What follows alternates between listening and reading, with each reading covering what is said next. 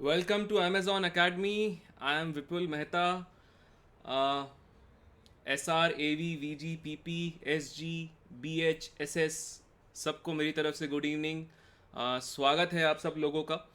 uh, तो मैं हमेशा थोड़ा सा पहले शुरू कर देता हूँ लेक्चर, थोड़ी बातचीत करने के लिए आप लोगों से। तो क्लास अभी शुरू होने में समय है।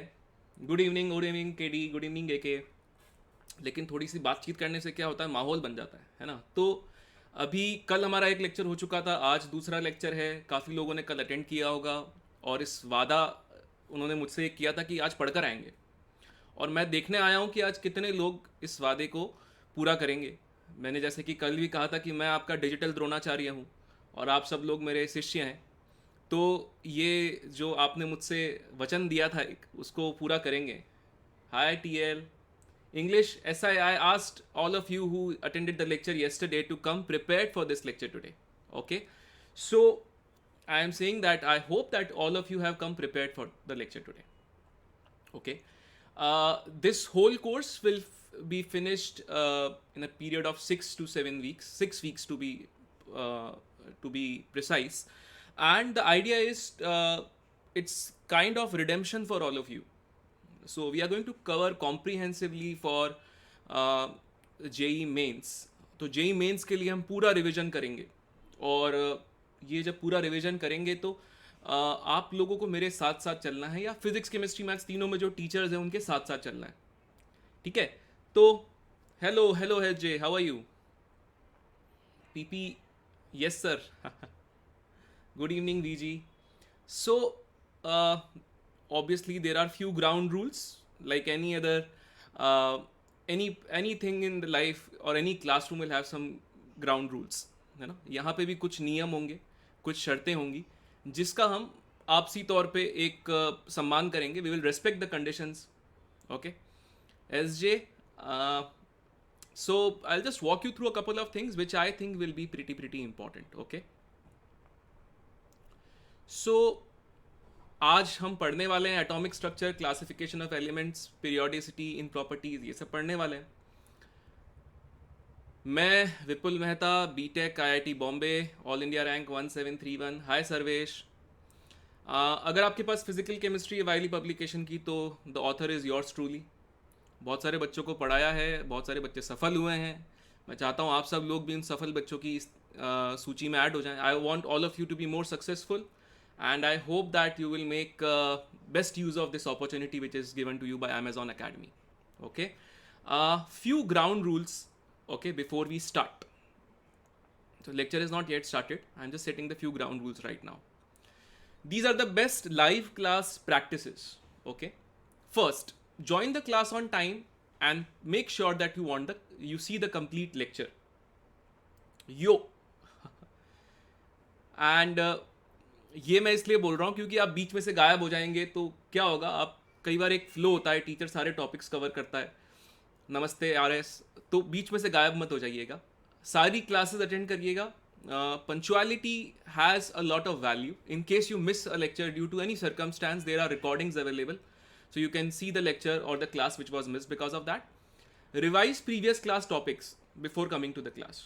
YOST. Okay, be polite with your peers as well as your teachers. We all need some kind of kindness.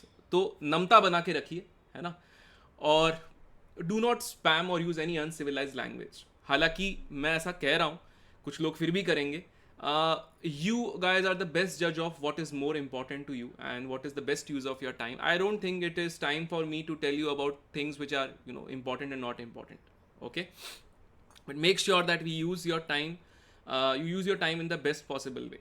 Okay, there is a my doubts tab which you will see. You can ask any individual query on the my doubts tab. Normal chat करने के लिए आपके पास अभी भी ये option जो है उसको आप यूज कर सकते हैं। यहाँ तक क्लियर है? संस्कार। ऐसे तुम्हारे तो नाम में ही एस ए संस्कार से ही है ना। हाय पीए।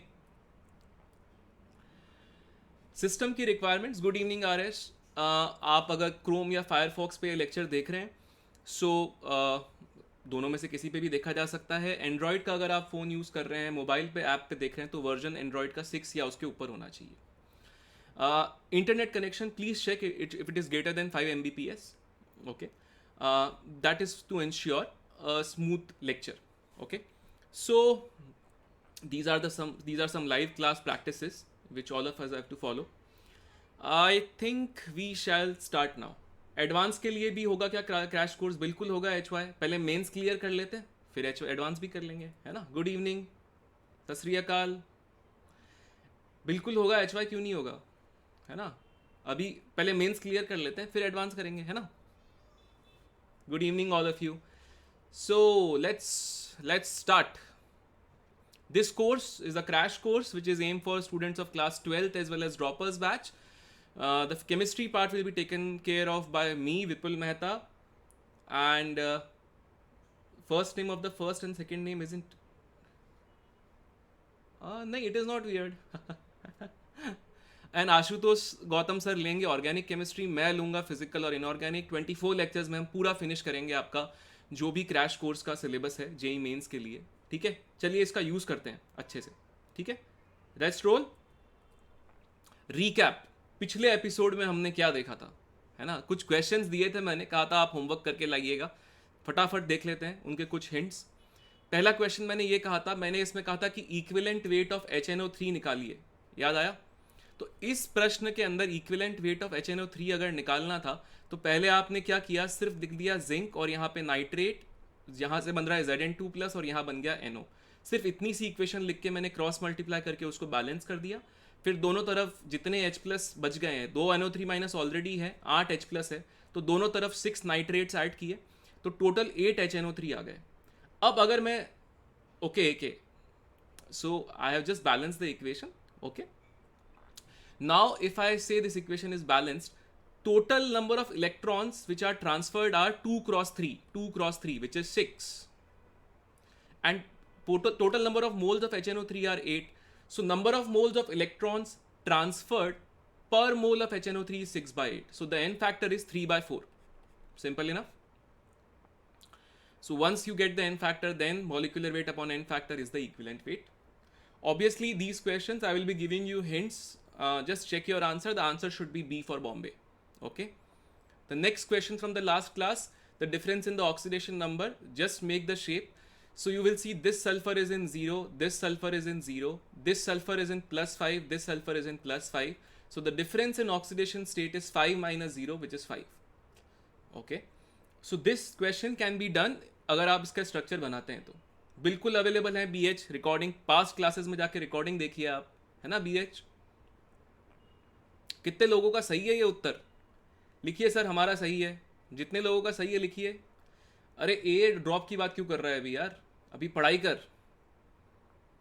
हथियार पहले ही डाल देंगे क्या अपन? अरे सही था, एडी का सही था. Very good very good very good very good. चलो आगे एक क्वेश्चन और गलत हुआ, सुधार करेंगे. ये क्वेश्चन दिया था मैंने, इसको आप वापस टेस्ट करिएगा. ये थोड़ा लंबा क्वेश्चन है, इसको बैलेंस करेंगे तो ये इक्वेशन आएगी. अगर इसको बैलेंस करेंगे ये इक्वेशन आएगी तो आप क्या कर सकते हैं, फिर तो ये निकाल सकते हैं कितने लोगों का ये आंसर सही है. ये आपको मैं हिंट दे चुका हूं यहाँ पे, इसको करके लाइएगा. मैंने आंसर भी पूरा लिख दिया है यहाँ पे. ओके, चलिए एक क्वेश्चन मैंने ये दिया था, ये मैंने आपको हिंट दिया था.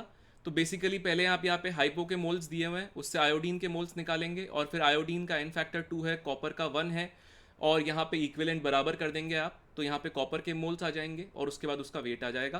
काफ़ी स्ट्रेट फॉरवर्ड क्वेश्चन है. जिन लोगों ने परीक्षा में, जो देखो परीक्षा के अंदर क्या होता है, एक संयम चाहिए होता है. You need some kind of discipline and a temperament. Okay, दिक्कत तो मुझे भी होती थी कि मैं भी तुम्हारी जितना था तब. दिक्कत हम सबको होगी ना, परीक्षा ही कठिन है, लेकिन हमको दिक्कतों को कम करना है. कोई बात नहीं, ऐसे अब से कोशिश करना, रिकॉर्डिंग देख लेना और आइंदा से कोई भी क्लास मिस मत करना. नेक्स्ट क्वेश्चन, ये मैंने क्लार्क्स मेथड आपको बताया था, ऑर्गेनिक आयन एक्सचेंज मेथड बताया था, परम्यूटेड मेथड बताया था. मैंने कहा था एनसीईआरटी पढ़कर आइएगा. कैल्गन प्रोसेस क्या होता है, this is known as Calgon. Okay, which is hexametaphosphate of sodium.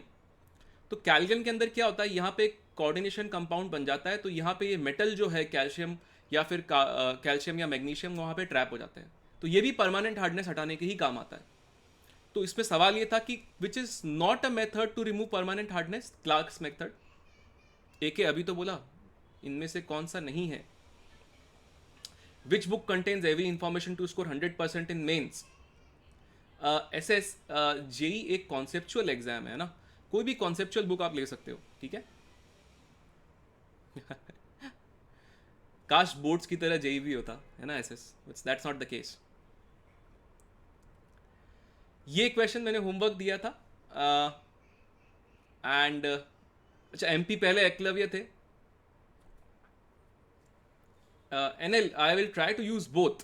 I will not try to use anything less, okay? Yes, practice material is provided on the Amazon Academy app, okay? This question, just check your answer. NCERT is required, yes. AK NCERT की ज़रूरत पड़ेगी, बिल्कुल करेंगे के, okay? तो ये पिछली class में DPP निकालिए, सब लोग DPP करके लाए होंगे। अब DPP के अंदर सॉल्यूशंस भी दिए हुए हैं, तो Amazon Academy ऐप के ऊपर एक ट्राई करो, फिर से मिल जाएगी DPP। Amazon Academy ऐप के ऊपर क्वेश्चन नंबर 3 के अंदर एक आंसर दिया हुआ है, और उस क्वेश्चन का जो आंसर है वो ये नहीं है। तो पहला सवाल ये है कि क्या वो आंसर गलत है?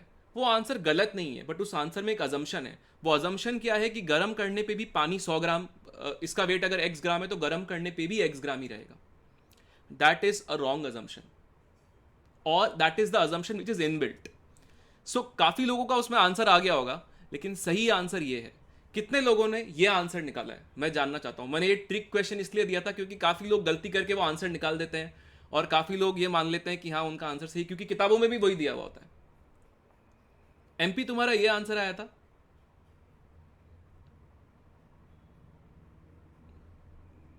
एमपी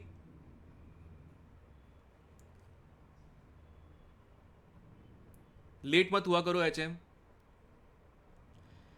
नहीं आया था ना ये क्वेश्चन। अब घर जाके आप इस टेस्ट करना। ये देखो मैंने स्माइली बनाया हुआ है, स्माइली को ध्यान रखना। स्माइली मतलब मैंने कोई ट्रिक क्वेश्चन दिया है ना, जिसका आंसर आ जाएगा लेकिन गलत आएगा।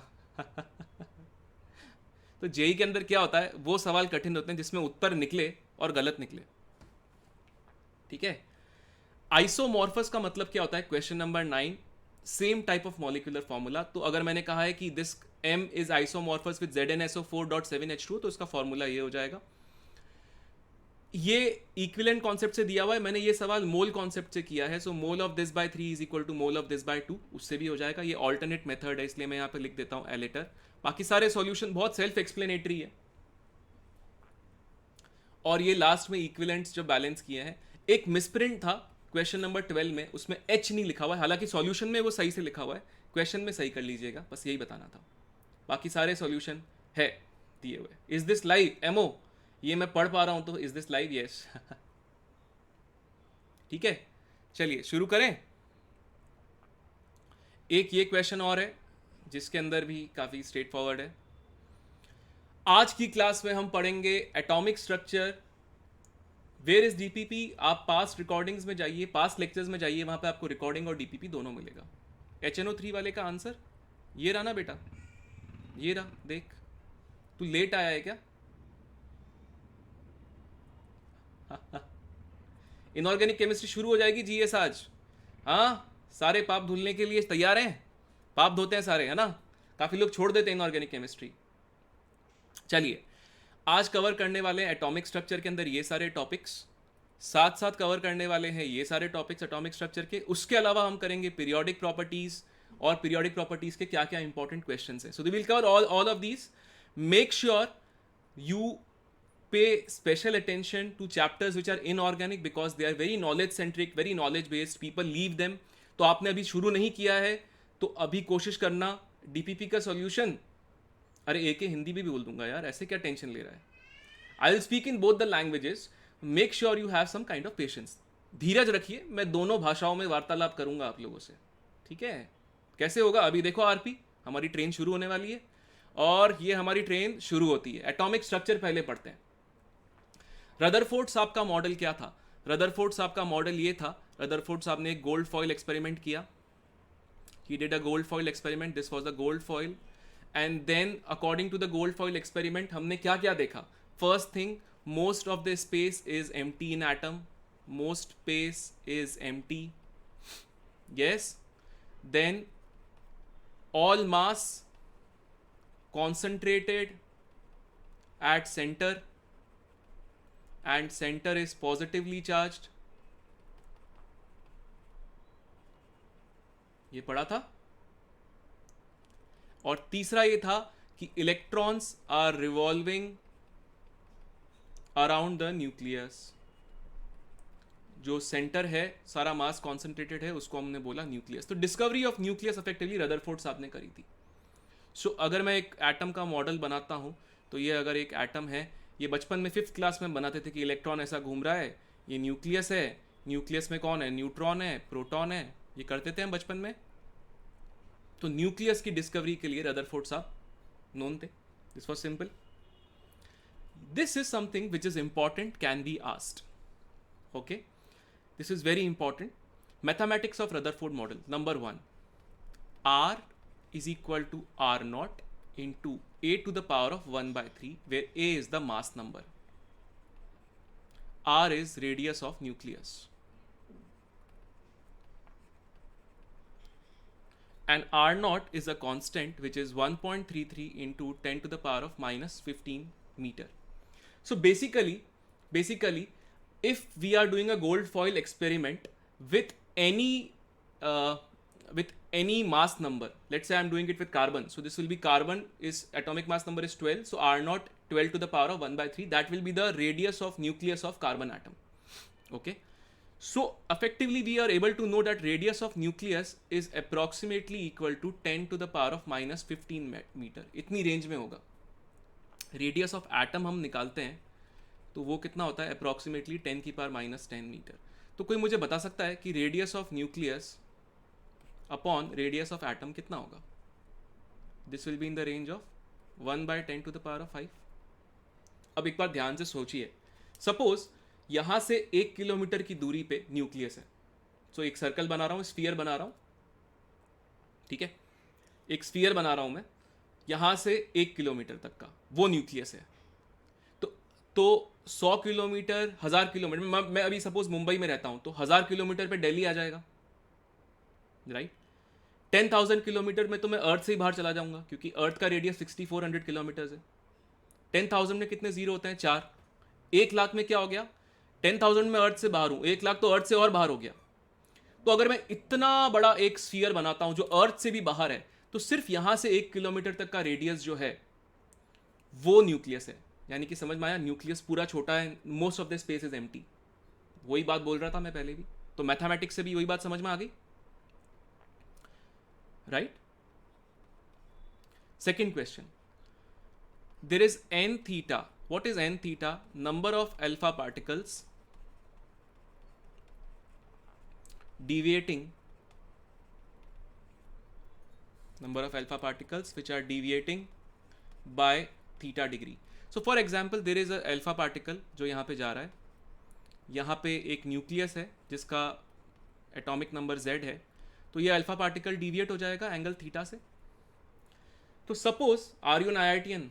हाँ, आर के हूँ, IIT बॉम्बे से हूँ मैं, ठीक है. उससे क्या हो जाएगा, है ना, आप IITian बनिए, ये ज़्यादा इंपॉर्टेंट है, ठीक है.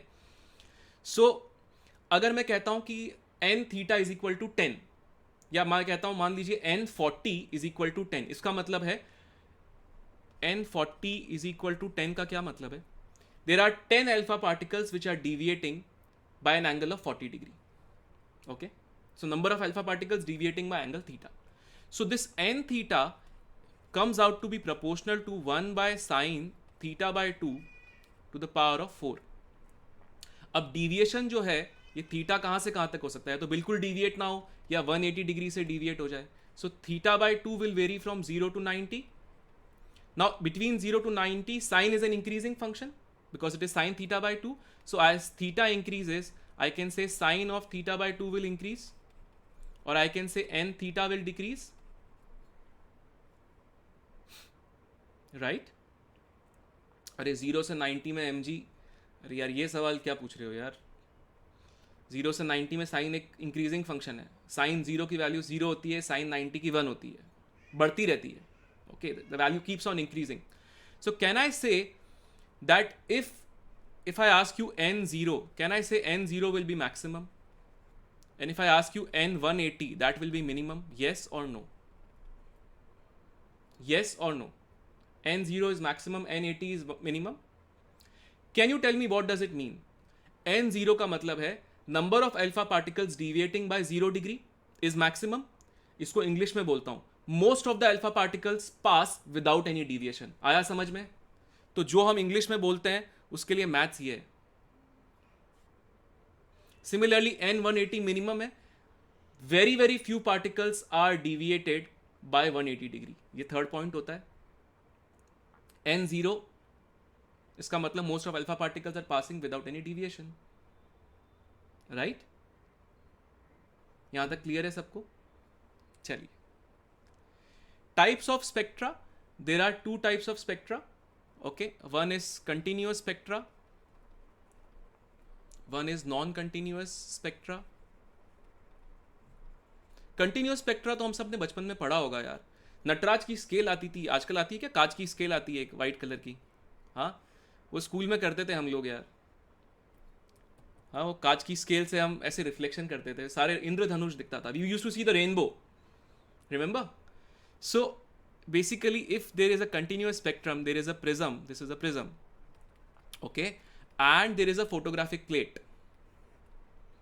So what will happen is you will get all the wavelengths from V to R, VIBGYOR,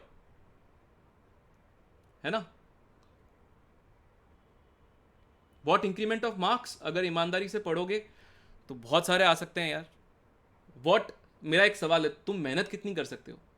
शिद्दत से मेहनत करोगे तो बहुत सारा इंक्रीमेंट होगा दोस्त, है ना? गलतियां वो मत करो जो पहले करी थी, ठीक है? So all wavelengths are covered. This is the continuous spectrum. So let's say there is a number line from 0 to n, and let's say all the points of this number line are covered, then this is a continuous spectrum. Non-continuous spectrum क्या होता है? Non-continuous spectrum दो type के होते हैं, absorption spectrum and emission spectrum. So emission spectrum में let's say there is an atom which emits wavelengths. This is a prism. And this is a photographic plate. Okay, so let's say I get some patches here, 1 2 3. This is for wavelength lambda 1, lambda 2, lambda 3.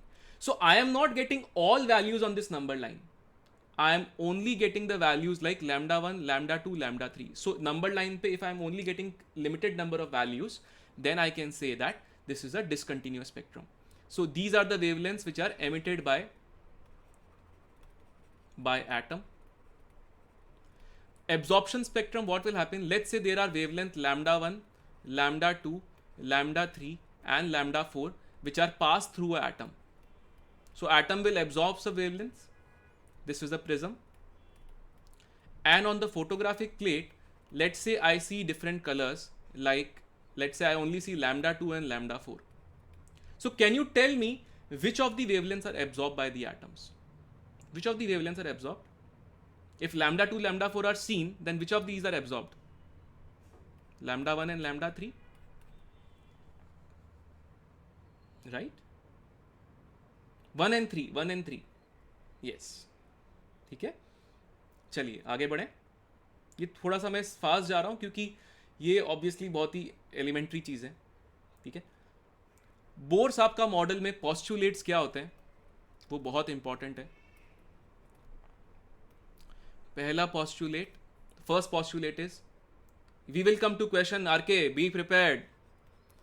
Atom consists of the nuclear part, which consists of nucleons. It consists of the extra nuclear part, which consists of electrons. Second, mvr is equal to n into h by 2 pi, which is quantization of angular momentum. मैं फटाफट बता रहा हूँ, ये सब कर चुके हैं. आज घर जाके रिवाइज करोगे फटाफट इसे और साथ साथ फिर प्रैक्टिस करोगे Amazon Academy ऐप से, ठीक है? Then the force balance, so F K into Q1 into Q2 by R square is equal to mv square by R. सब लोगों ने किया ये? Are you writer of physical chemistry Wiley? Yes. Fourth, there are a lot of energy levels such that En is 0, and the energy levels are such that they keep on increasing. So En greater than E4, greater than E3, greater than E2, greater than E1. Now if this is assigned to you as 0, there are infinite energy levels. This means that all these energy levels are negative. Negative energy का मतलब क्या होता है दोस्तों? बिल्कुल करेंगे Schrodinger equation, बिल्कुल करेंगे. नेगेटिव एनर्जी का मतलब क्या है कि इलेक्ट्रॉन इज बाउंड, यानी कि इलेक्ट्रॉन जो है वो न्यूक्लियस से बंधा हुआ है, राइट? सो ये उसके बाद अगर मैं कहता हूं कि एक एनर्जी लेवल है ऐसा En+1 और ये है En, अगर ऊपर से नीचे एक लाइन आ रही है, यानी कि अगर एक ट्रांजिशन हो रहा है इलेक्ट्रॉन का ऊपर से नीचे, तो energy delta E is energy emitted. तो एक फोटोन एमिट होगा, उसकी वेवलेंथ क्या आएगी? hc/λ emit. अगर वो ऊपर जाएगा तो क्या होगा? एनर्जी एब्जॉर्ब होनी पड़ेगी, उसकी वेवलेंथ क्या आएगी? hc/λ absorbed. अगर ये डेल्टा ई आपको ईवी में दिया हुआ है तो आप इसको लिख सकते थे 12420/λ इन एंगस्ट्रॉम और 1242/λ इन नैनोमीटर, राइट? सब लोग ध्यान से यहाँ पे book is good in this मैं ही हूँ यार author. I can speak in English also, okay. एक और important thing, this whole thing is valid for single electron systems only, okay? Derivation of V, R and E. So three formulas which you must remember. V is equal to 2.18 into 10 to the power of 6 meter per second into Z by N. Secondly, V is independent of mass. V is independent of mass. Independent of mass of electron. The second is R is equal to 0.529 angstrom into N square by Z. R is proportional to 1 by mass of electron. Third, energy is minus 13.6 eV into Z square by N square. Energy proportional to mass of electron. Which 0.3? This one? This one?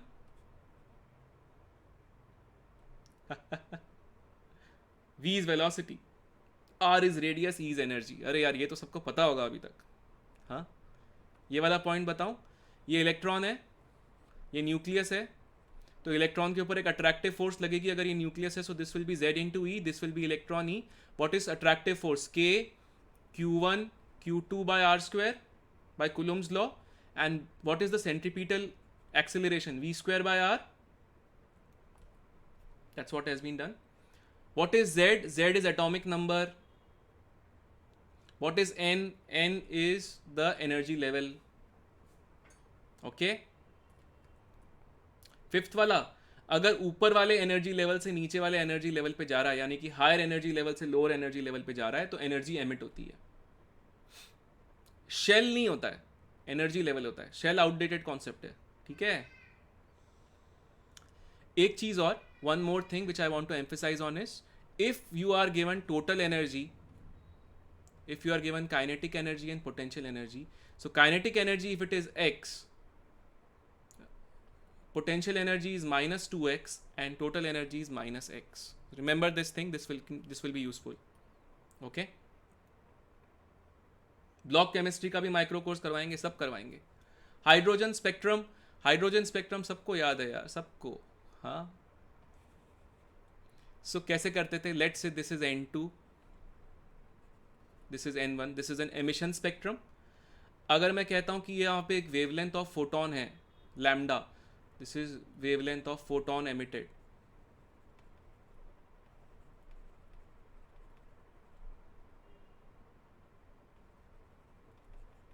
So I can say there is something which is known as Rydberg's formula.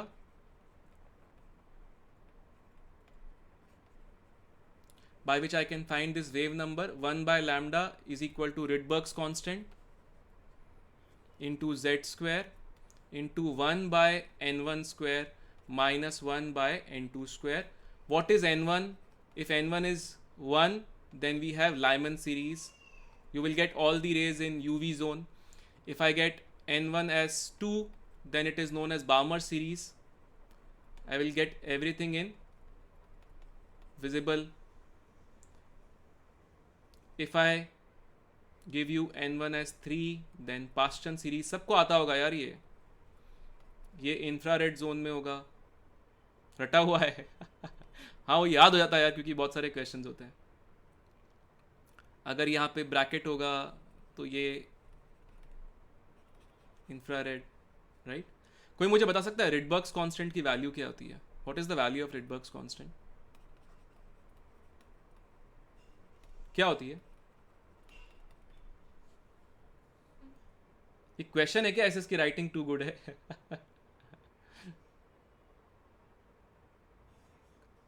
1.09 into 10 की power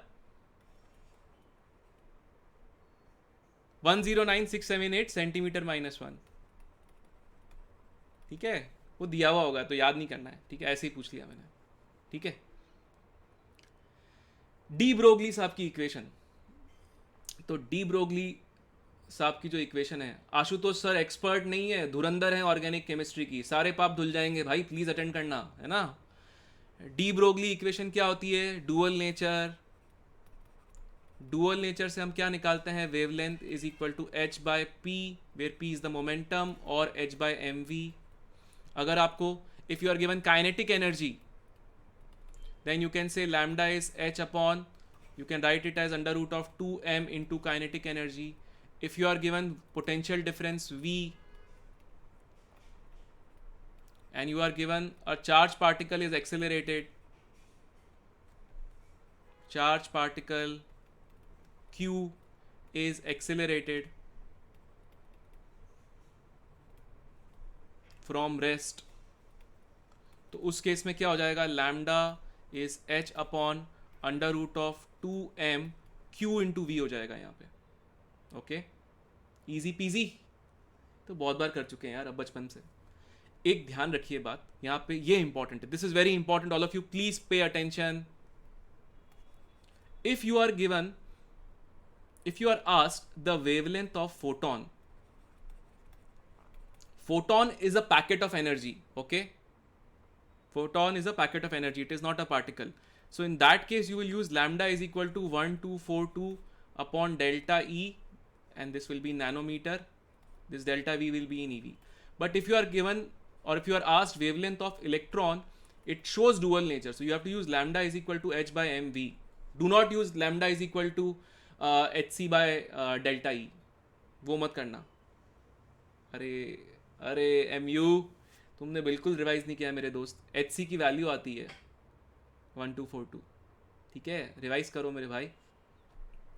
once more, if you are asked the wavelength of photon, photon is a packet of energy, you have to use Planck's equation. If you are asked the wavelength of an electron, electron shows dual nature, so you have to use de Broglie equation. Okay, 42 ले लो, 12400 ले लो, एक ही बात है, कोई खास फर्क नहीं पड़ेगा. Okay, Heisenberg uncertainty principle, delta x into delta v is greater than equal to h upon 4 pi m. This is uncertainty in position.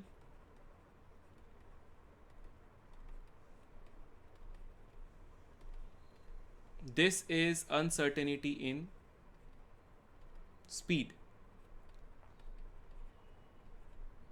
Okay, so ये काफ़ी सिंपल है अगेन. सर ये प्लीज शो इंपॉर्टेंट फॉर्मूले again. ये लो यार, ये तो वैसे भी पूरे इसके, अरे इसका पूरा पीडीएफ आ जाएगा एसएन. ठीक है, इसका पीडीएफ आ जाएगा मेरे दोस्त. ठीक है, घबराने की क्या बात है. मैं इसलिए फटाफट करवा रहा हूँ ताकि हम क्वेश्चंस कर सकें, है ना. फिर मज़ा आएगा बहुत. क्वेश्चंस के टाइम में देखो बहुत मज़ा आने वाला है ना. Photo electric affect. यार अगर एक फोटोन है, ये एक सरफेस है मेटल का, इसमें इलेक्ट्रॉन्स होते हैं. So let's say this is the energy of photon. So this energy of photon is given to you as h nu. This is energy of photon. this will be equal to work function phi. This is work function of metal,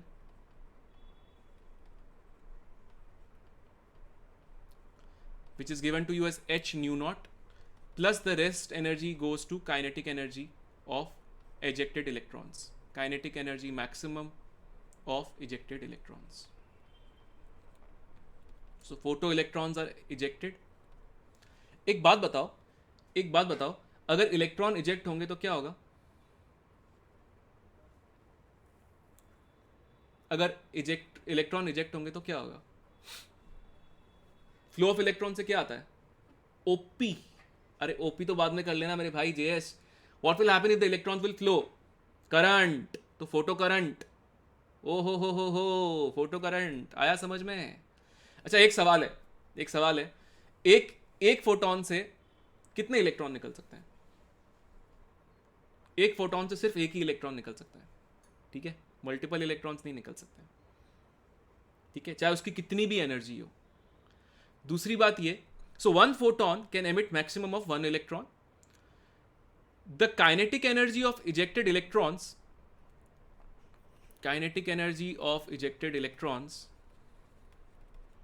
will vary from 0 to Ke max. So जरूरी नहीं है कि सारे electrons Ke max से ही निकलेंगे. उसके पास option होता है ये कि suppose Ke max 2 electron volt है, तो सारे इलेक्ट्रॉन्स के साथ ऑप्शन होगा कि वो 0 से 2 इलेक्ट्रॉन वोल्ट तक कोई भी एनर्जी लेके बाहर निकल सकते हैं. वो उसकी इच्छा के ऊपर है, ठीक है? ये बात ध्यान रखना. अभी मैं क्वेश्चन पूछूंगा इस पे. हाँ, सब पूछा जाएगा, ध्यान से, ठीक है? Wave mechanical model, quantum mechanical model. तो वेव मैकेनिकल मॉडल बताता क्या है हमें, ठीक है? Quantum mechanical model, please repeat. Which one? This one. Zero वाले कौन से होंगे? पूरी के पूरी एनर्जी अगर हीट में चली गई तो ये गर्म हो गया मेटल, तो Ks. What will happen? The energy is lost.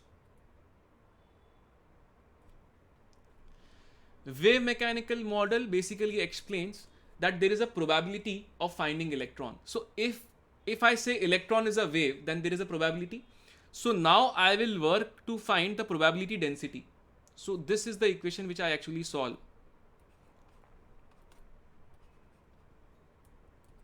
Del square psi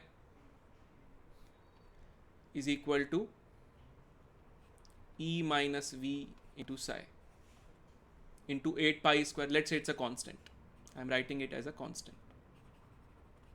Okay. My question to you is, ये psi काट सकते हैं क्या? ये कैंसिल कर दें? मैं इग्नोर नहीं कर रहा हूँ यार किसी को भी, ऐसा नहीं है.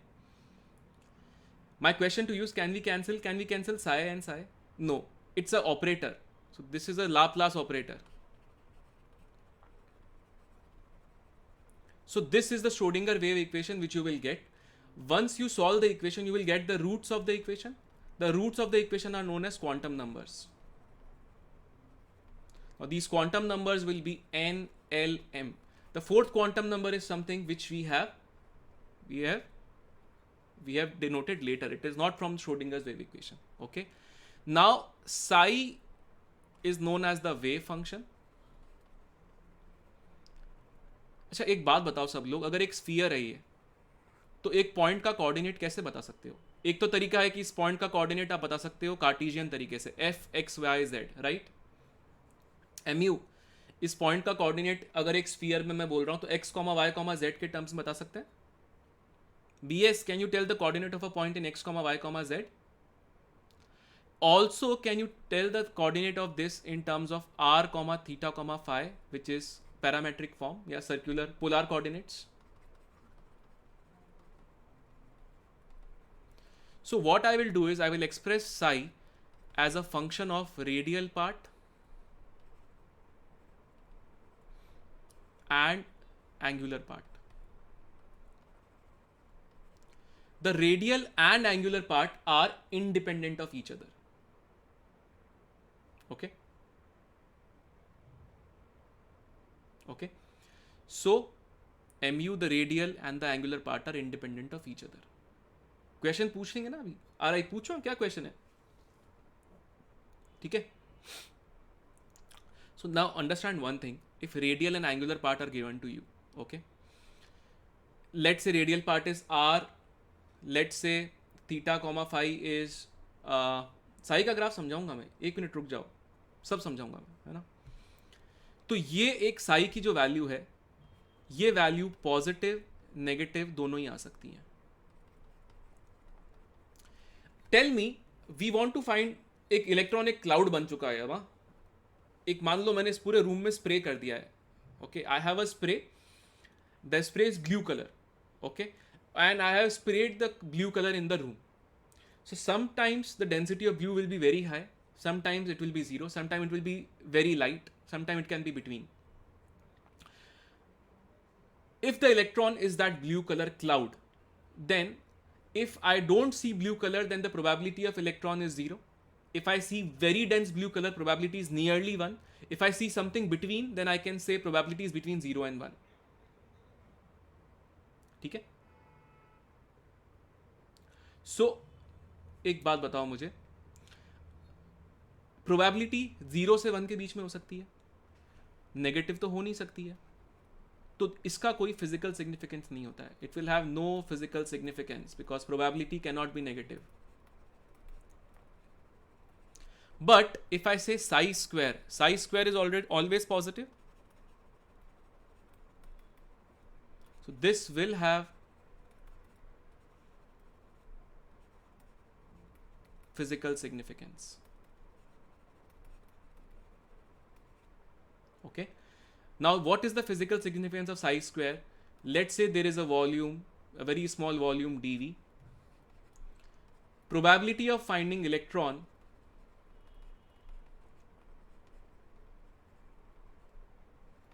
in this small volume dV, let's say is dp. So psi square is dp by dV, or it is known as probability density. So tell me one thing, mod क्यों नहीं किया? वो फंक्शन का मॉड बनाना बहुत मुश्किल हो जाएगा इसलिए. ठीक है, एक बार फिर से समझा दूं. केस ये साई की वैल्यू नेगेटिव आती है, नेगेटिव अगर आती है तो इसका मतलब क्या है कि उसका प्रोबेबिलिटी नहीं हो सकता, क्योंकि प्रोबेबिलिटी सिर्फ 0 से 1 के बीच में ही होता है. नेगेटिव प्रोबेबिलिटी थोड़ी हो सकती है, right. So now you have to understand psi square will be positive always. Okay, now if psi square is positive, then this represents probability density, that is probability of finding electron in a very small volume dV. Master class भी होगी इस पे, micro class भी होगी, है ना. अभी आपको देखिए, मैं एक क्रैश कोर्स के अंदर, तो मेरे को बहुत फास्ट कवर इसलिए करवाना है क्योंकि आपका एग्जाम है. ठीक है, अब एक स्पिन नहीं, स्पिन अलग से आता है. वैल्यू को क्या डिनोट करते हैं? कुछ भी नहीं करते हैं, उसका ग्राफ बनाएंगे ना अभी 80. ठीक है, सो अगर साई स्क्वायर 0 है, इसका मतलब क्या कह सकता हूं मैं? Probability of finding the electron is 0. अगर probability of finding the electron is 0, तो कहना है से साई स्क्वायर अगर 0 है तो क्या होगा? ये that point is known as node, और it is known as nodal plane. और अगर वो 3 डायमेंशनल में है तो that will be nodal surface. ये सब लोग आप लोगों ने किया होगा, राइट. आगे बढ़े. Quantum numbers, there is principal quantum number n which represents the energy or the size of the orbital. There is azimuthal quantum number L which represents the shape, which is L की value होती है n-1. L अगर 0 1 2 3 होता है तो orbitals होते हैं s p d f. These are the orbitals. What are orbitals? Orbitals are, what are orbitals? What are orbitals? Where probability of finding electrons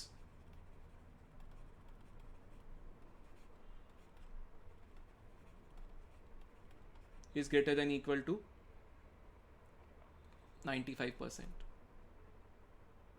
Okay. Similarly, there is a magnetic quantum number m the value of magnet. So this shows orientation in space, or the shape. Orientation in space means m goes from minus L to plus L.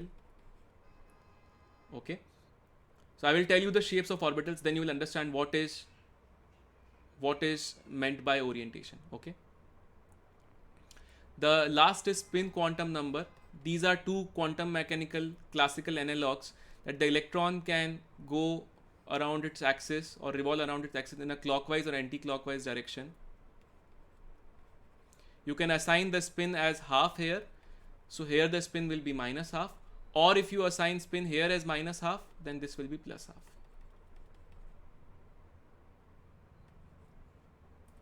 कुछ लोग हैं जिनको बहुत attention चाहिए जीवन में. अब उनको अटेंशन नहीं दे सकता क्योंकि मेरा काम उनको अटेंशन नहीं देना है. मेरा काम यहाँ पे बच्चों को पढ़ाना है. ठीक है मेरे दोस्त, ठीक है. ये शेप्स दिख रहे हैं? ये शेप्स दिख रहे हैं क्या सबको? ओके. तुम हाफ अगर तुम करते तुम 2 और -2 रख लेते यार, तुम्हारे ऊपर है. ठीक है. यहां पे देखिए, ये अगर मैं देखता हूं, if I see the s orbital, there is, so this complete blue cloud shows that. I will just shade it. Okay, this whole shading is done, means electron is present everywhere, so there is no point जहां पे electron नहीं है. So basically this part I can say is spherically symmetrical. What do I mean by spherically symmetrical?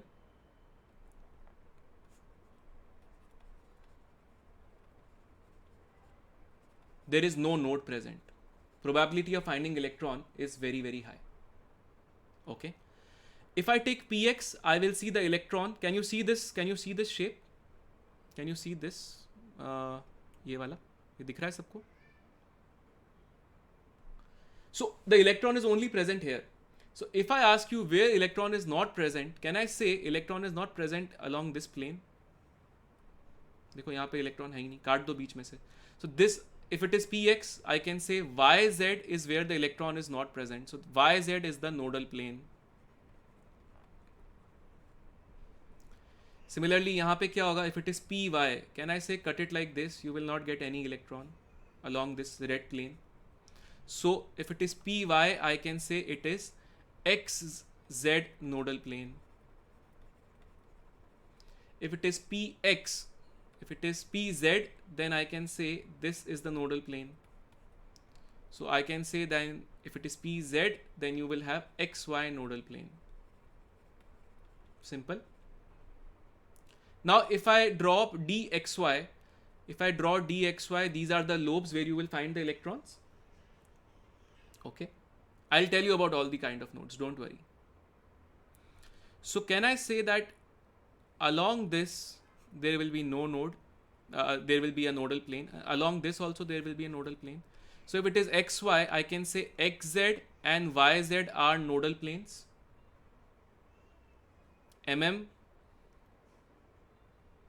क्या हो गया? ये सब बेटा रिवीजन हो रहा है ना. आप पढ़कर आइए थोड़ा सा. आप माइक्रो कोर्स में आइए. अगर आपको पूरा डिटेल में पढ़ना है मैं उसमें पूरा पढ़ा दूंगा आपको. ठीक है. जिन बच्चों का जेई मेन से अभी, उनका नुकसान नहीं होना चाहिए ना. They should not be at a disadvantage. They have very limited time. Okay, this is 3D. अरे मैंने ड्रॉ किया है MU.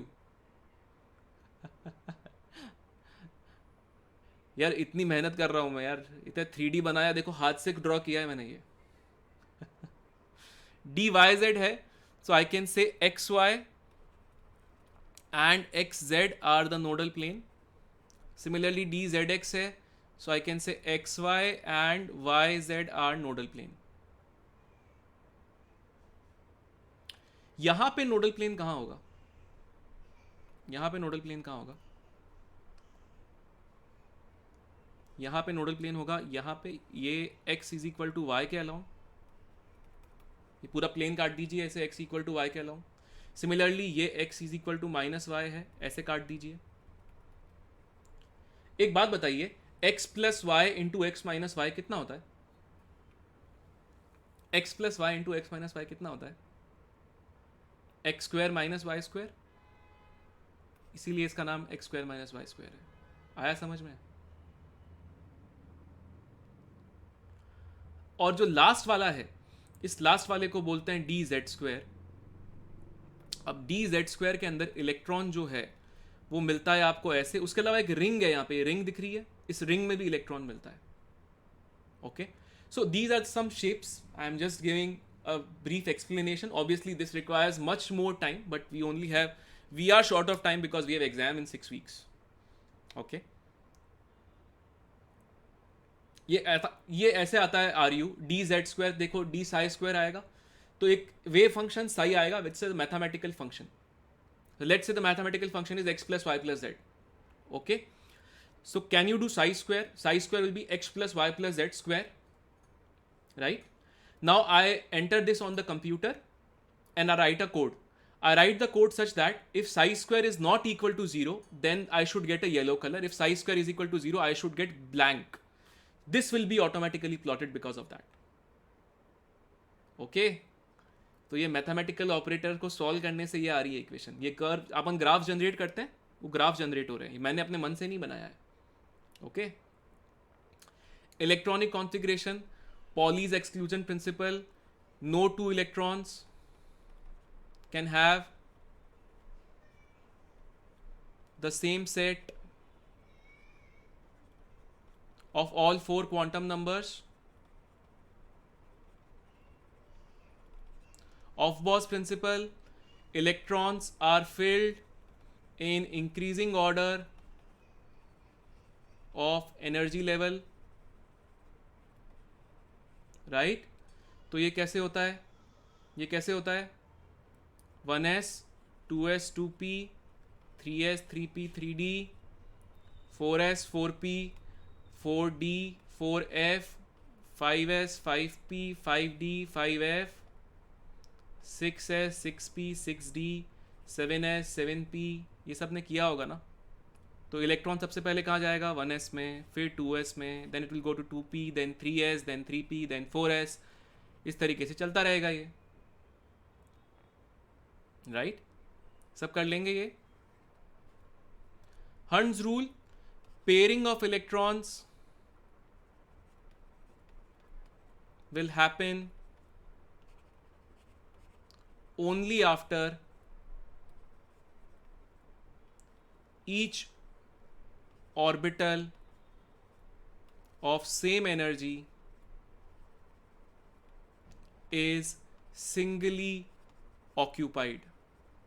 ये सब बचपन में कर चुके हैं अपन, है ना? थोड़ा टफ कर रहा हूं मैं अरे मैं टफ नहीं कर रहा हूं मेरे दोस्त, ये तो बचपन की कुछ यादें हैं जो मैं ताज़ा कर रहा हूं। ओके, टफ तो अभी होगा, ठीक है? ये देखो, ये है जो किसी को नहीं आता है ना? कितने लोगों को इसमें डिफिकल्टी आती है? अजीब से चित्र बने हुए होते हैं। ये 12th और ड्रॉपर्स बच्चों के लिए मेनली, हाँ, ये बहुत लोगों को दिक्कत आती है इसमें। तो मैं इसमें कुछ रूल्स बता देता हूं आपको, ठीक है? इसमें रूल्स देख लेते हैं। First of all, we only find the radial part which is represented by r. So I can say जहां जहां पे साई लिखा हुआ है उसको आप आर मान लीजिए, because I am only taking the radial part. So I will only take the radial nodes. So radial nodes क्या होते हैं? n minus l minus 1। So you only see the radial nodes. Number 3, radial nodes at r equal to 0 and r equal to infinity are not considered. Okay, number 4, if I want to plot the graph of psi, psi will be positive, negative, positive, negative. R square will be positive always. R square into dv, that is r square into 4 pi r square dr, is total probability, it will be positive always. This is decreasing curve. This is also decreasing curve, because as you will go away from the nucleus, probability of finding the electron will decrease, but total probability will increase. हाँ हाँ दूंगा ना wave function का question, रुकना are you, अभी बताऊंगा, तुम करोगे सॉल्व मेरे सामने. This is an increasing function. Okay, if it is an s orbital, then r square at r equal to 0 will start from 0. Okay, and if it is p or d orbital, then r square at r equal to 0 will always start from non-zero values. So this will be non-zero, sorry, I'll just correct it. This will be non-zero, this will be 0. So now can you see this is 1s, so n minus l minus 1 in this case is 0, so it is not cutting anywhere. This is cutting here, so there is one node, there is one node, there is one node. This is not cutting, so there is no node. Okay, now revise all these. ये सब आपका homework है, मैं अगली class में फिर से explain कर दूंगा, बट पहले पढ़ के आइएगा ये, ठीक है. पीरियोडिक प्रॉपर्टीज ये सब बचपन में पढ़ते थे हम, इसको कुछ करने की जरूरत नहीं है. ये बहुत इंपॉर्टेंट है, please mark this as important, please mark this as important. So if the digit is 0, 1, 2, 3, 4, 5, 6, 7, 8, 9, nomenclature is nil, un, bi, tri, quad, pent, hex, sept, oct, n. Now this is periodic properties. This will be n, u, b, t, q, p, h, s, o, e. So for example, if I have to write the IUPAC name of 101. Okay. So 1 is un. I will just say, so 1 is un. Then 0 is nil. Then again 1 is un and em is the ending. So it is u which is 1, n which is 0, u which is 1. They can ask this, yes. It is too easy for JEE. If you know the rules, it is very easy. If you don't know the rules, it is difficult. Okay. So this is very, very important. Okay.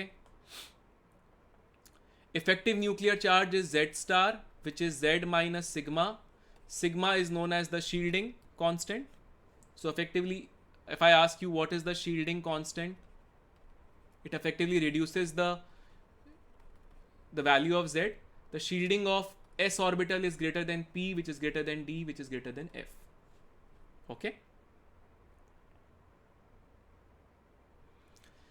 So atomic size. Now I am giving you some trends. These trends, I am giving you the factors. So atomic size, the factor is, it is dependent on Z star. If Z star increases, size will decrease. N, that is number of shells. If the number of shells increases, size will increase. Some cases, if a crystal lattice is given to you, BCC is greater in size compared to FCC. Okay. The general trend, if you go in SNP block left to right, Z star increases, so size of atom will decrease. Top to bottom, N will increase, size will decrease. If you go from 3D to 4D, N increases, also Z star increases. But what dominates? N dominates. So net size will increase. If you go from 4D to 5D, Z star also increases, N also increases, but this dominates. So effectively, the size will decrease. So the size of 3D will be less than 4D, which will be greater than equal to 5D. Okay.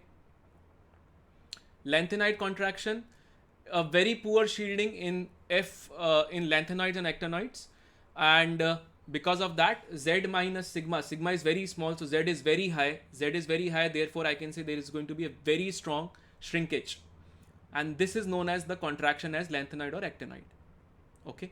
मेरा एक question है, lanthanide contraction actinide contraction में ज़्यादा बड़ा कौन सा होगा? Which will be greater? BCC is body centered cubic, FCC is face centered cubic. ठीक है, करेंगे. कौन सा बड़ा होगा इसमें? एक्टिनॉइड, क्योंकि ये और ज्यादा पुअर शील्डिंग है 5F की. Okay. Ionisation energy, these are the factors. If Z star increases, ionization energy increases. Z star is effective nuclear charge. If N increases, ionization energy decreases. Penetration power of electron increases, then I can say that ionization energy is going to increase. Similarly, if you have an extra stable configuration, then ionization energy is going to increase. S to P, if you are going from left to right, ionization energy is going to increase. Top to bottom, IE is going to decrease. ये सारा मैंने एक revision के form में दिया है, इसको ऐसे के ऐसे घर जाके नोट कर लीजिएगा. ये इंफॉर्मेशन बेस्ड जरूर है लेकिन सुपर इंपॉर्टेंट है, इसीलिए मैंने स्लाइड्स बना के रखी है आपके लिए। वादा करिए कि आज घर जाके पढ़ेंगे इसको प्लीज। इलेक्ट्रॉन गेन एंथैल्पी, अगर A से A माइनस बनता है गैसियस स्टेट के अंदर, so this is going to be electron affinity 1, this is electron affinity 2, right?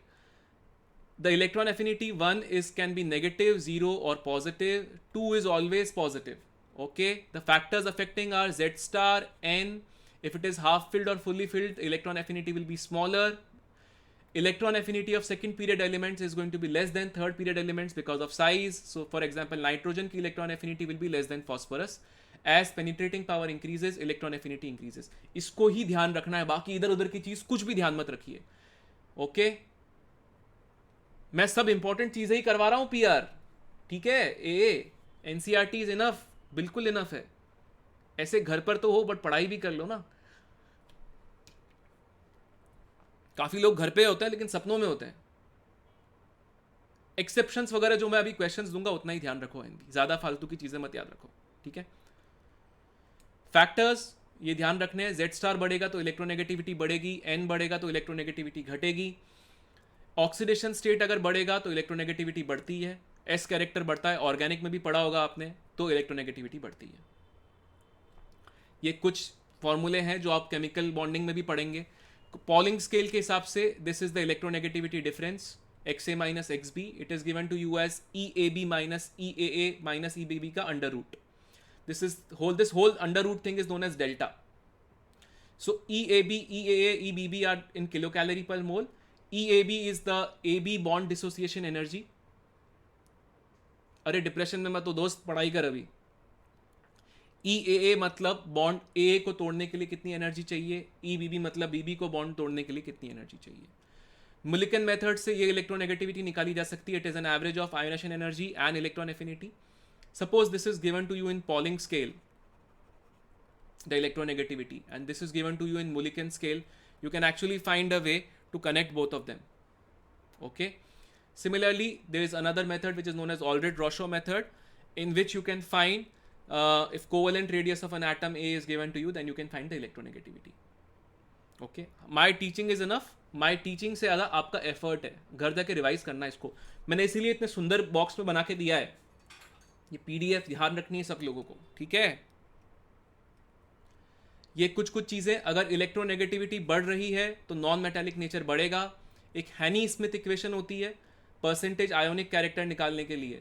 तो अगर आपको इलेक्ट्रोनेगेटिविटी डिफरेंस दिया हुआ है, एडवांस के लिए भी कोर्स करेंगे ना दोस्त, एवी PDF भी मिल जाएगा इसका। LA Z star is effective nuclear charge, Z minus sigma.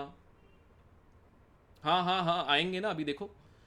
X A minus X B बढ़ेगा तो परसेंटेज आयोनिक कैरेक्टर बढ़ता है। अगर x A minus X B की वैल्यू 2.1 है तो आयोनिक कैरेक्टर और कोवेलेंट कैरेक्टर बराबर है।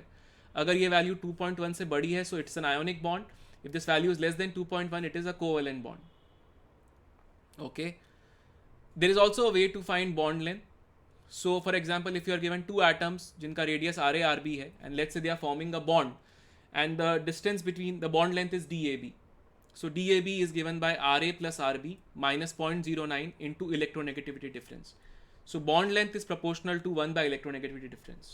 Okay, I don't think ये कोई पूछेगा but मैंने लिखा दिया है। Shoemaker and Stephenson's equation.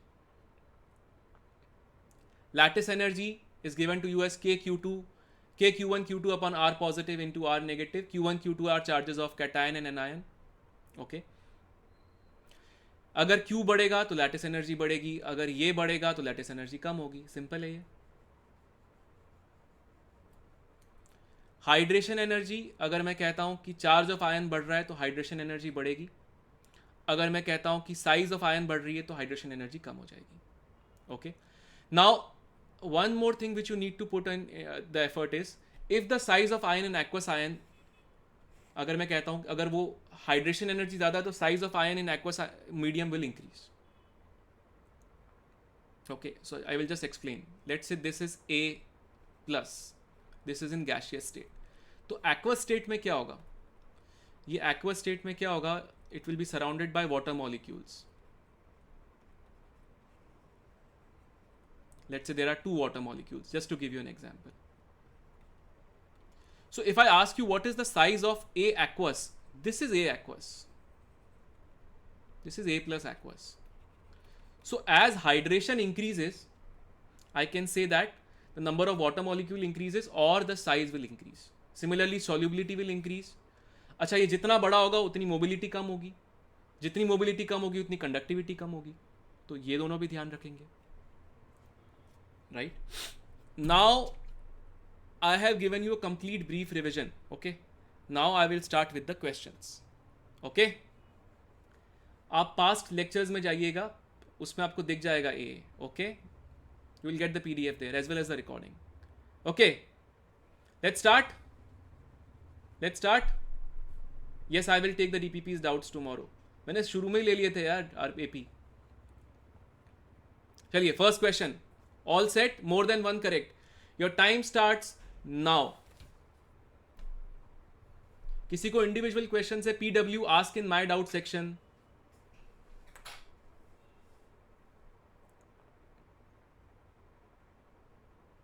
Fast. Tell me your answer. It is more than one correct. Fast. Are you saying A? फटाफट जल्दी. समय की कमी है मेरे दोस्तों. MA का कहना है A and C. Okay. PI का कहना है A और D. AC. LA का कहना है AD. VS जल्दी से आंसर दे दो यार. RA का कहना है AD. VG का कहना है CD. RU का कहना है AD. MU का कहना है ABC. AD. ओके, समय समाप्ति की घोषणा. सही जवाब है A और D. अब मेरी बात ध्यान से सुनिए. In photoelectric effect, okay, let's say this is the metal. If I increase the energy of photon, okay, this Ke max increases. Okay, so I can say that the kinetic energy is proportional to frequency and it is independent of intensity.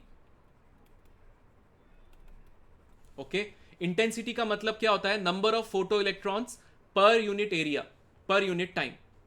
तो तुम यहां पे 10,000 photon डालो, 4,000 photon डालो, 20,000 photon डालो, kinetic energy maximum पे कोई फर्क नहीं पड़ेगा, वो सिर्फ उसकी फ्रीक्वेंसी पे ही डिपेंड करता है. सिमिलरली अगर मैं फोटो करंट की बात कर रहा हूं, फोटो करंट कब बढ़ेगा? Photo current is flow of electrons. एक फोटोन तो एक इलेक्ट्रॉन ही दे सकता है.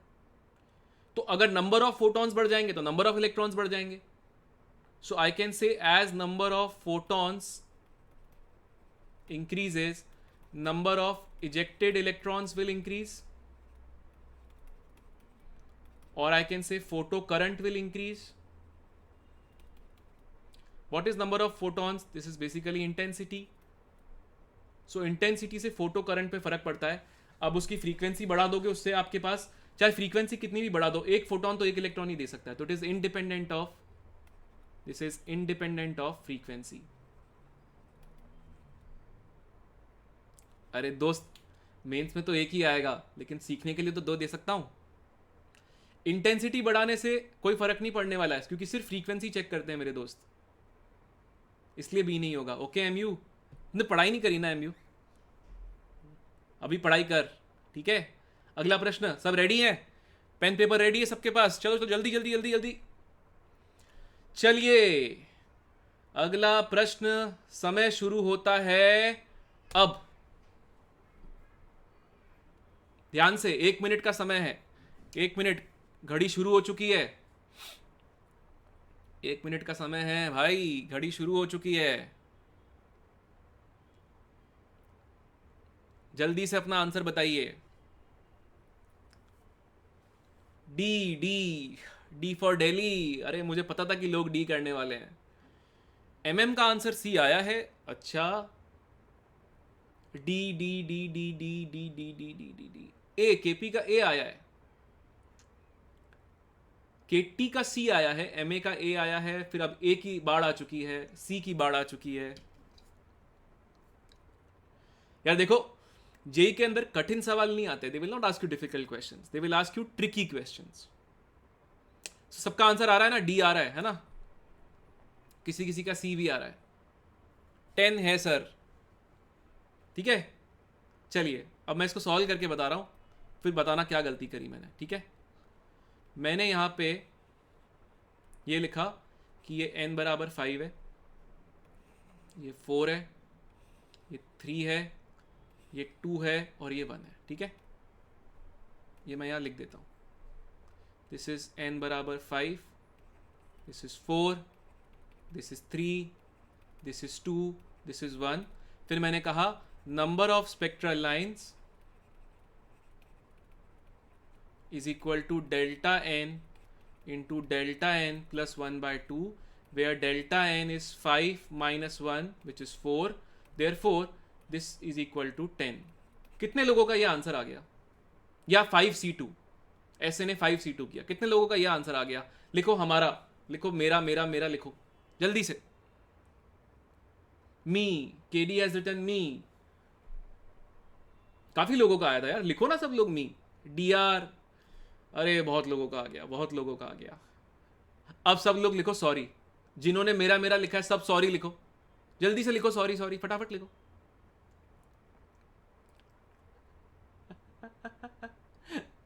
अरे सॉरी तो लिखो, याद रहेगी ना गलती।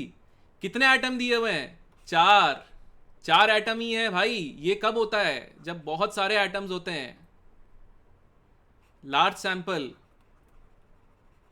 अब 4 ही आइटम है ना, 4 आइटम है तो क्या होगा, इस बात का ध्यान तो रखो कितने आइटम है, ठीक है। तो मान लीजिए पहला आइटम है, ये एक लाइन, ये दूसरी लाइन, ये तीसरी लाइन, ये चौथी लाइन, तो ये 4 आ गए ट्रांजिशन आपके पास। मान लीजिए दूसरे आइटम से ये दोनों आ गए, ये यूनिक लाइंस आ गई, तो 6 आ गई। फिर मान लीजिए तीसरे से अपन ने यहाँ से ये ले लिया, अब ये तो काउंट नहीं कर सकते क्योंकि काउंट कर चुके हैं। फिर मैंने इसको काउंट कर लिया, फिर इसको भी काउंट नहीं कर सकते हैं, और लास्ट में मान लेता हूं कि मान लीजिए आइटम सीधा नीचे आ गया। 4 ही आइटम है ना, तो कितनी लाइंस हुई जरा गिन के बताओ मुझे। ये हो गया 4, ये हो गया 2, ये हो गया 1, ये हो गया 1, 8 लाइंस आ रही है, राइट। हुई ना गलती, आया मजा। आ सकता है जेई मेंस में, सिंपल सवाल है। अगला प्रश्न करें? चलिए समय शुरू होता है अब, 1 मिनट में करना है, 1 मिनट में फटाफट। क्षमा कर दिया मैंने तुम्हें दोस्त, गलती वापस से मत करना। 1 मिनट में करना है ये। ऐसे do this question, I will explain that question to you again. Do this question first. I will explain it to you. First, do this question. C. Lithium 2 plus है, okay?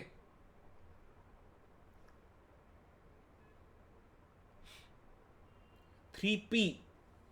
Option D. Okay. B. A.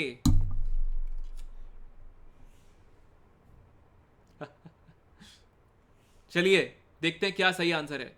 इसका सही जवाब है option D. कैसे? Lithium है, lithium 2 plus है, तो Z कितना है आपके पास? 3। अगर Z 3 है तो -13.6 into Z² upon n² is equal to क्या हो जाएगा आपके पास? -13.6, क्योंकि ग्राउंड स्टेट एनर्जी है। सो n की वैल्यू 3 आ गई, तो ये तो हो ही नहीं सकता है। It has 1 radial node. So radial node अगर आपको दिया हुआ है तो रेडियल नोड्स के अंदर क्या कह सकते हैं? रेडियल नोड्स कितने होते हैं? n minus l minus 1 is equal to 1. This value is given to you as 3. So l कितना आ जाएगा आपके पास? 1. l अगर 1 है तो क्या हो गया? p orbital. So this is 3p. आया समझ में? सिंपल है यार ये तो, है ना। ये क्वेश्चन में ये ड्रॉ करके ही करना पड़ेगा मेरे दोस्त। बस ये सोचो कि जो आइटम नीचे आ चुका है वो ऊपर नहीं जा सकता है। जब तुम ये यूज करते हो तो तुम बोलते हो बहुत सारे एटम्स हैं, तो बहुत सारे इलेक्ट्रॉन्स होते हैं, तो क्या होता है? सब नीचे आ सकते हैं, तो all lines are possible. But suppose ये इलेक्ट्रॉन एक बार नीचे आ गया ग्राउंड स्टेट में, तो ये ऊपर नहीं जा सकता है। तो ये एक इलेक्ट्रॉन नीचे आ गया 4 ट्रांजिशन के बाद। ऐसे I am explaining this question only, this is question number 2। Okay,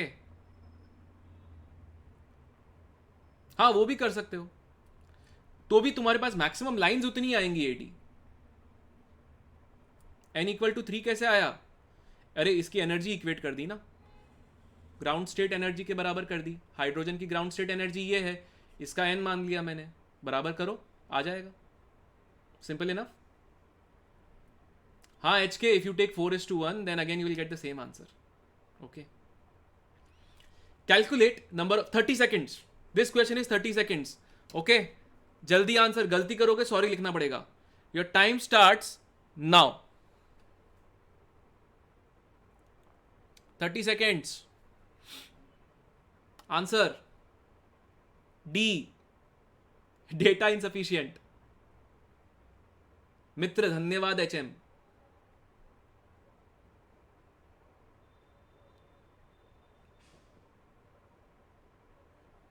B, ए। अरे ए कौन लिख रहा है यार? ये यार एक बात बताओ, नंबर ऑफ वेव्स कितनी होती हैं? Principal quantum number, principal quantum number कितना है? खत्म, खत्म दोस्त, खत्म। जिनका सी उत्तर नहीं है सॉरी लिखो, ये गिफ्ट है, गिफ्ट नहीं छोड़ सकते हम।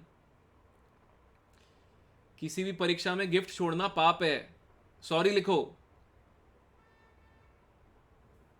हाँ करेक्ट है तो बहुत बहुत बधाई, गलत है तो सॉरी लिखो, माफी दे दी, माफी। चलो अगला प्रश्न, भरपाई करते हैं इस सवाल की। यह है क्वेश्चन, इस क्वेश्चन को करने के लिए 2 मिनट है। Your time starts now. Single correct है, आंसर दीजिए। अभी मैंने बताया था इसके बारे में, अभी मैंने बताया था इसके बारे में, अभी होना चाहिए सबसे ये। अरे वाह, are you, good job 80, good job, very good, very very good. बाकी लोग, जो क्लास में ध्यान से सुनेगा उससे ये आंसर आएगा, इसलिए क्लास में ध्यान से सुनना चाहिए। यार ये तो सी की बाढ़ आ गई है, ये क्या हो रहा है? बी, SS का कहना है बी। देखो कितने भी फोटॉन्स हो, energy is equal to work function plus K E max होगा। This energy of 1 photon is 10, so K E max कितना आ गया? 8 इलेक्ट्रॉन वोल्ट।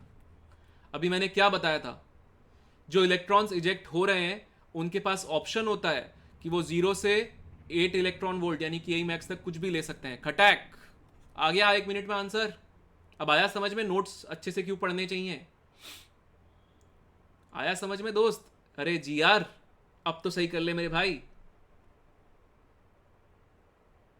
ठीक है, अगला प्रश्न, अगला प्रश्न, तैयार हैं सब लोग? ये है अगला प्रश्न। 2 चित्र बनाए हैं मैंने, इसके लिए मैं तुम्हें 2 मिनट देता हूं, चलो करो।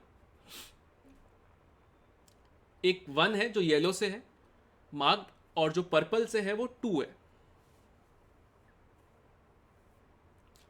तो आपको मुझे बताना है कि 1 क्या रिप्रेजेंट कर रहा है और 2 क्या रिप्रेजेंट कर रहा है।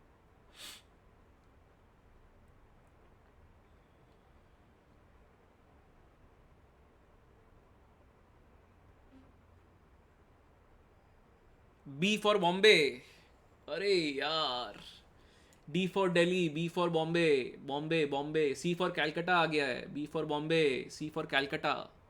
ओके ओके, है अभी 1 मिनट बाकी, लोग भी कलम चलाओ, कलम चलाओ, पता लगेगा अभी किसका सही है। देखो, सी फॉर चेन्नई। अच्छा ठीक है यार, कैलकाटा बुरा मान गए चेन्नई वाले, हाँ चेन्नई ले लो चलो।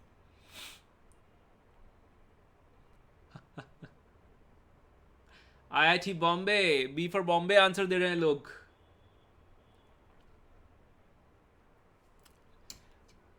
IIT बॉम्बे, IIT बॉम्बे, बॉम्बे की लाइन लगी हुई है। बैंगलोर। हाँ हाँ, मेरा कोई ऐसा बॉम्बे के प्रति ज़्यादा प्यार नहीं है। अरे इंडिया वाले आई मार्क करोगे क्या? MU पिक तो करो। मैं कौन सा कह रहा हूं कि तुम बॉम्बे में रह लो।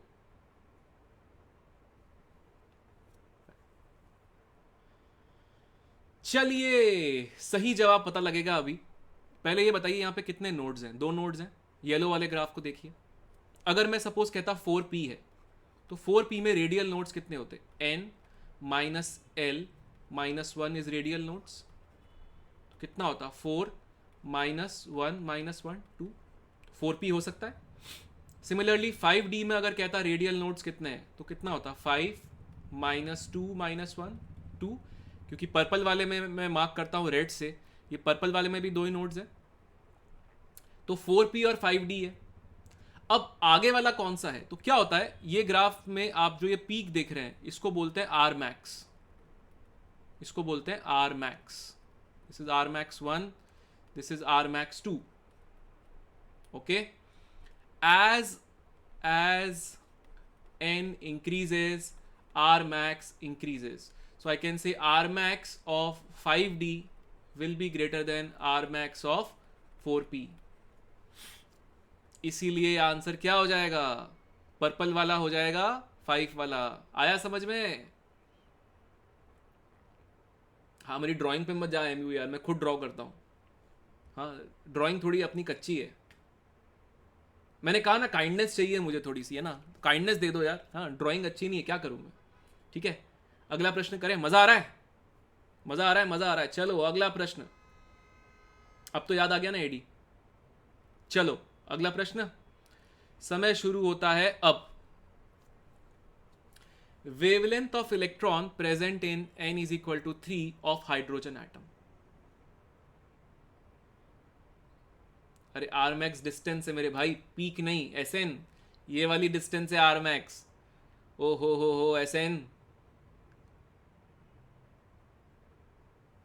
इसका आंसर बताइए। बर्लिन। ओ बाप रे, बर्लिन ही आ गया, सीधा बर्लिन। चलो देखते हैं।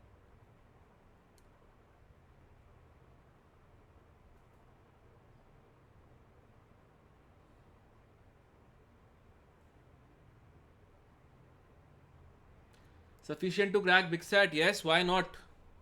बस तुम घर जाके होमवर्क करना पूरा। A-B-C।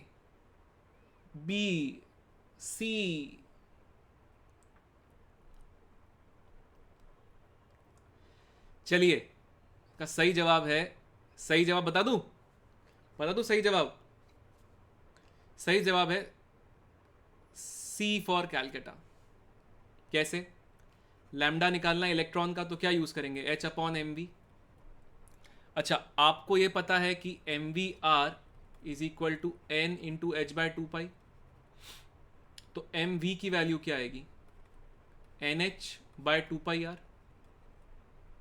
तो यहां पे मैं लिख सकता हूं लैम्डा H/NH/2πr। ये कैंसिल हो जाएगा। So can I say this is 2π into n, and r is n = 3, so this will be r3.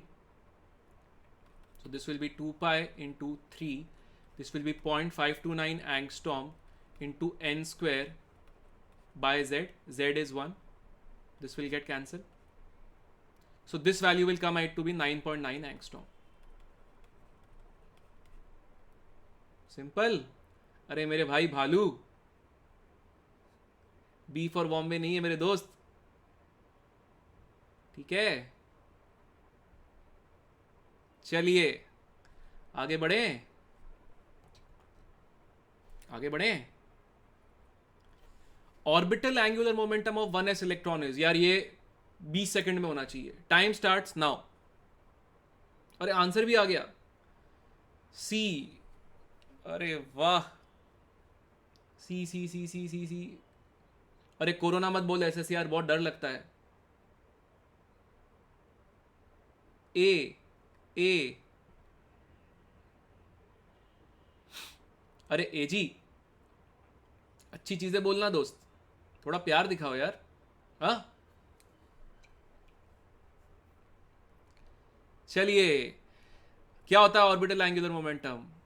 Under root of l into l plus one into h by two pi. L की value क्या होगी अगर ऐसे तो? Zero. खटैक। अरे China से बहुत डर लगता है मेरे भाई। इंडिया यूज करते हैं ना, कैलकाटा है। ठीक है, अगला प्रश्न करते हैं, चलिए। ये रहा अगला प्रश्न। हाइपोथेटिकल पार्टिकल है जिसमें प्रोटॉन है और उसका चार्ज माइनस ही है। मास प्रोटॉन का है, चार्ज माइनस ही है, और ऑर्बिटिंग अराउंड अ प्रोटॉन है। ठीक है, एक इसको ऑप्शन को मैं थोड़ा सही कर देता हूं। ऑर्बिटिंग अराउंड अ प्रोटॉन, चलो ये कर देता हूं। अब बताओ क्या आंसर है इसका?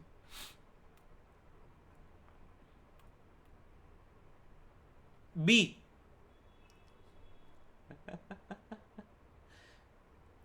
ए। ए। ये होमवर्क है, सुन लो मेरी बात। ये एक ऑप्शन दे रहा हूं मैं तुम्हें, सुन लो मेरी बात सब लोग। इस होमवर्क में क्या करना है मैं अगली क्लास में डिस्कस करूंगा, है ना। इसमें हिंट दे रहा हूं मैं। रेडियस प्रोपोर्शनल टू मास होता है, बस ये हिंट है। अरे आंसर बताओ। अरे एमयू यार, तेको पकी पकाई खिचड़ी चाहिए यार, ट्राई तो कर थोड़ा, है ना। अरे it is not hard. S N, क्या ऐसे घबरा रहा है यार, मैं हूं ना। चल आगे बढ़। ये भी, ये काफ़ी सिंपल है यार, ये भी होमवर्क है। कल करके लाना सब लोग, कल। हाँ, कल फिर से क्लास है। ओ ये बताओ यार, ये बताओ भाई। हाँ, एक मिनट, सॉरी, ये सही बात बोली। ये सही बात बोली, ठीक है।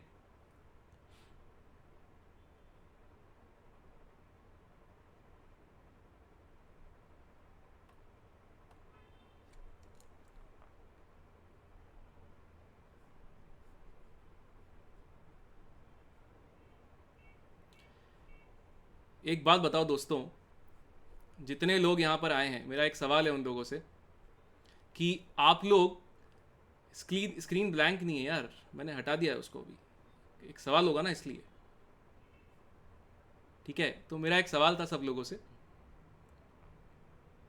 कि जो भी बच्चे यहाँ पे आए हैं, एक सवाल है। आप लोग अभी मेहनत कर रहे हैं, क्वेश्चंस कर रहे हैं, इन क्वेश्चंस को करने के टाइम क्या फील होता है आप लोगों को?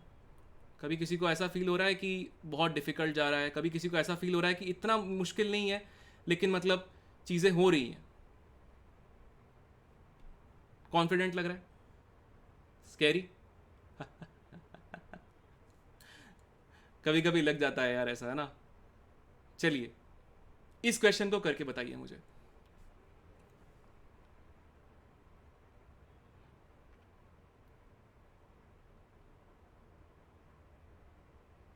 ये मैथ्स का क्वेश्चन है। मैक्सिमम साई चाहिए, जरा सुनो ध्यान से। साई की वैल्यू मैक्सिमम चाहिए क्योंकि मोस्ट प्रोबेबल डिस्टेंस चाहिए। अगर साई की वैल्यू मैक्सिमम चाहिए तो ये, यहां पे देखो, ये तो कांस्टेंट है, ये भी कांस्टेंट है क्योंकि जेड की वैल्यू फिक्स है। तो ये वाली जो पूरी टर्म है ये मैक्सिमम होनी चाहिए। अच्छा, जीरो पे तो ले नहीं सकते हैं अपन साई को, तो साई की वैल्यू क्या होगी पहले? ये तुम्हारे पास ई की वैल्यू -1 होगी, फिर -2 होगी, फिर -3 होगी, ऐसे ही हो सकता है। ये मैं हिंट दे दिया है, अब ये करके लाना। ये मैं इस पे ऐसा मान करो, मतलब अच्छा क्वेश्चन नहीं है, ठीक है। मैंने हिंट दिया है, सोच के लाना। हाँ? अच्छा सवाल है ये तो सेकंड्स में होना चाहिए भाई। चलो चेक करते हैं आपको आता है कि नहीं आता है। एनसीईआरटी पढ़ी है ना आप लोगों ने? एनसीईआरटी पढ़ी है, चलिए उत्तर बताइए इसका। क्या आंसर है खटैक से? सी। ए का आंसर है, 80 का आंसर है सी।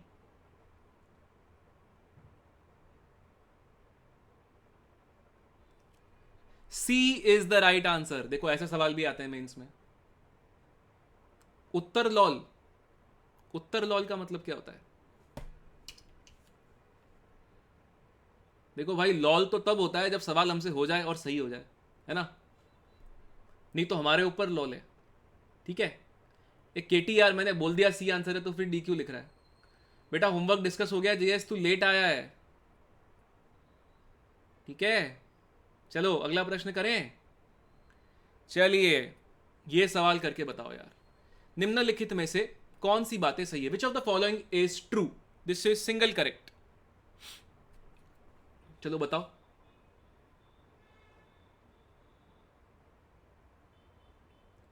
अभी प्रश्न लॉल, अरे भाई एजी तेरा लॉल से कुछ प्यार है क्या तुझे?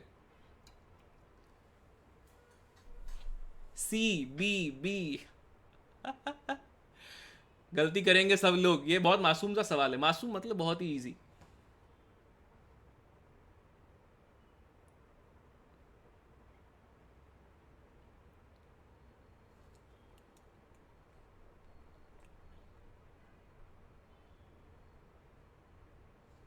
सी बी ए। देखो पहली बात, metallic character increases from left to right, no. Non metallic character increases, left to right जाओगे तो क्या होगा? राइट। दूसरी, ये मेटेलॉइड्स नहीं है मेरे दोस्त, मेटेलॉइड्स नहीं है ये, नॉन मेटल्स हैं, ठीक है। तीसरा कि मेटेलॉइड्स हैं, मेटेलॉइड्स हैं, है भाई है, उठो नींद से। इसका आंसर क्या होगा? 64 होंगे क्या? ये कैसे निकालते हैं? नंबर ऑफ एलिमेंट्स अगर मुझे किसी भी पीरियड में निकालने हैं, ठीक है, it is given by 2 into n plus 2 upon 2 square if n is even, and 2 into n plus 1 by 2 square if n is odd. तो अगर n की वैल्यू तुम 7 डालोगे तो ये वैल्यू आएगी 32। तो ये नहीं हो सकता है, गलत है ये। आया समझ में? और root nu is equal to a into z minus b होती है मूजले इक्वेशन, ये नहीं होती है। तो आंसर क्या आ गया? B for Bombay. काफ़ी लोगों का सही था, लेकिन ये काफ़ी लोगों को पता नहीं थी बात, इसलिए स्टार मार्क कर रहा हूँ उस पर। आंसर तो ये है, लेकिन स्टार मार्क कर रहा हूँ, उस पर ध्यान रखना, गलती नहीं होनी चाहिए, ठीक है। चलो ये अभी करके बताओ 110 का, इसका आंसर बताओ जल्दी से मुझे यार। चलिए चलिए चलिए आंसर बताइए जल्दी से, कलम चलाओ भाई, कलम चलाओ।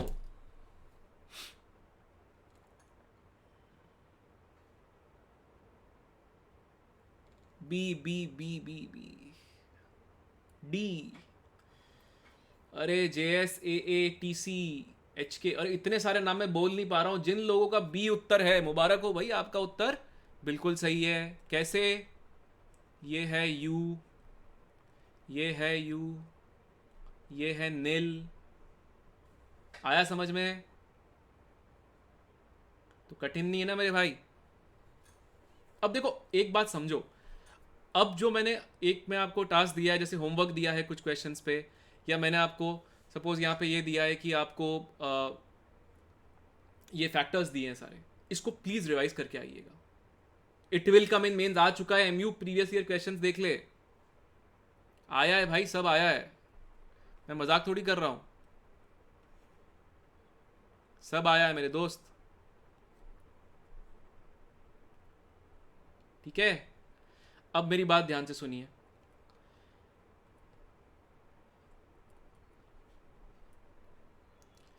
ये Amazon Academy ऐप पे प्रैक्टिस सेशन होगा, बहुत सारे प्रैक्टिस क्वेश्चंस होंगे उस पर, आप वो करिए।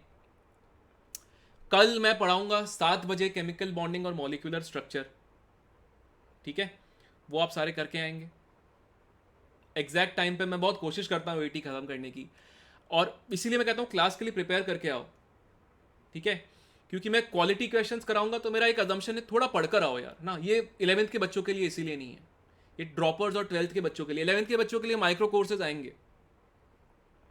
अरे क्या दिमाग खराब यार, मेहनत करना, अभी ये पूरे दिन में पढ़ाई करके आ और फिर मुझसे सवाल पूछ और फिर अपन तगड़ा कर देंगे। तो आज हम एक दूसरे को वचन देते हैं, ऑर्गेनिक आपको पढ़ाएंगे आशुतोष गौतम सर बहुत ही जल्द ना, आपके पास शेड्यूल आ चुका होगा अभी, ठीक है।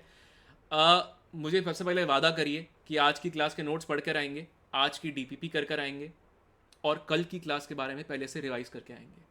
फिर मैं आपको एक क्विकली रिविजन के बाद अच्छे क्वेश्चंस कराऊंगा। ये वादा मान सकता हूँ मैं, आप सब लोग करेंगे। अरे कॉलेज शेड्यूल फॉलो करना यार, ये तो 1.5 घंटे की बात है यार, प्रॉमिस। अरे यही तो चाहिए यार, ये जज्बा चाहिए मुझे। हम सब लोग, मेरे जितने बच्चे हैं मैं उन सबको फाइटर बोलता हूँ। फाइटर बोलने का कारण क्या होता है कि हम जेई के अंदर देखो क्या है, एक फाइट मार रहे हैं। और फाइटर जो है वो हमेशा क्या करता है, कभी भी एंड तक लड़ाई लड़ता रहेगा, है ना। तो आप लोग मुझसे वादा करिए कि आप पूरी मेहनत करेंगे, और ये जो एक रिडेम्पशन का मौका मिला है हम सबको, मैं पूरी दृढ़ता से और आपको निष्ठा से पढ़ाऊंगा, और आप पूरी निष्ठा से आगे बढ़ेंगे। अमेजॉन फाइटर्स, यस यस एवी, ठीक है। तो जो हमने 11th के अंदर टाइम वेस्ट कर दिया था किसी कारण से, सोते रह गए, पिक्चर देखने चले गए, दोस्त के साथ पार्टी कर ली, क्रिकेट खेलने लग गए, और अब हमें गिल्ट आ रही है इस बात की, उस गिल्ट को हटाने का मौका मिला है। इस मौके को हम भरपूर तरीके से लुभाएंगे, इसका लुफ्त उठाएंगे और इसको रैंक में कन्वर्ट करेंगे, ठीक है। सॉल्यूशन तेरे को प्रैक्टिस सेशन में मिल जाएगा। एनपी देख, तेरे को डीपीपी देखेगा, उसमें लिखा हुआ है सॉल्यूशंस कहाँ दिए हुए हैं, ठीक है। तो आप सब लोग अभी पूरी मेहनत करिए, रोज क्लास को फॉलो करिए। सारे टीचर्स हैं यहाँ पे बहुत ही अच्छा पढ़ाने के लिए, हम सब यहाँ पे प्रतिबद्ध हैं, ठीक है। मैं आपको कल मिलूंगा फिर से शाम को 7 बजे। आप लोग पढ़कर आइएगा और डीपीपी करके आइएगा। ये ओपी वाले बच्चे, केडी धन्यवाद। अब मैं ओपी मतलब समझा, मैंने कल पढ़ा ओपी का मतलब क्या होता है। Can I crack JEE, why not बड़े भाई। एचवी, हाँ हाँ, बाय भैया बोला इसलिए मैंने बड़े भाई बोला आपको, ठीक है। चलिए मेरे मित्रों, कल मिलेंगे फिर से, तब तक के लिए happy learning and please stay safe all of you. चलिए।